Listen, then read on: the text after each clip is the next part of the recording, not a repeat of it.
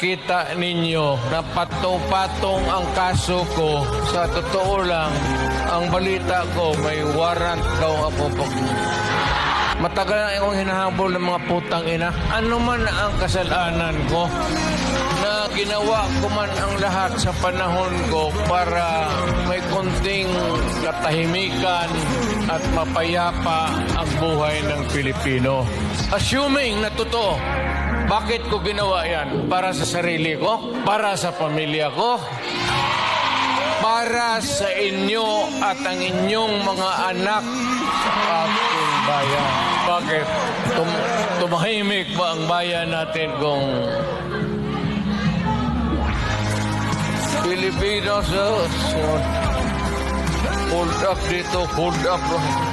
Tayo mga ayaw ng gulo, napipilitan tayo to confront evil.